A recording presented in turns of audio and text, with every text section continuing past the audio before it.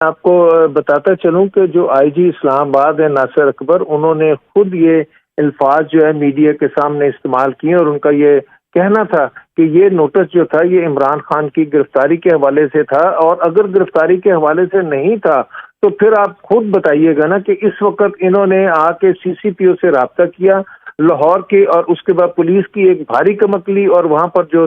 3 سے 4 ٹرک جو تھے ریزرو پولیس کے وہ ان کے ساتھ تھے، اور اس کے بعد ایک خواتین جو لیڈیز پولیس ہے ان کا ایک ٹرک تھا، اور ان تمام کو جو ہے وہاں پر بھیجنے کا حکم جاری کر دیا گیا، اور وہ لوگ ٹرکوں میں باقاعدہ طور پر بیٹھ گئے تھے۔ اگر گرفتار نہیں کرنا تھا تو پھر یہ کیا ضرورت تھی؟ اس کا مطلب صرف اور صرف یہ ہے کہ یہاں پر لوگوں کو ڈرانا تھا، اور کئی 3 4 جگہ پر یہاں پر موجودہ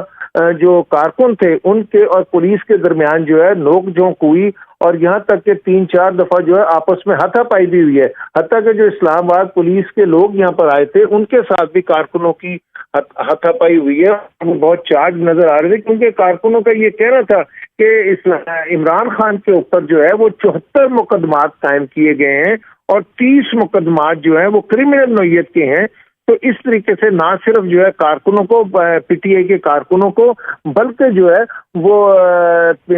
عمران خان کو جو ہے وہ ہراساں کیا جا رہا ہے۔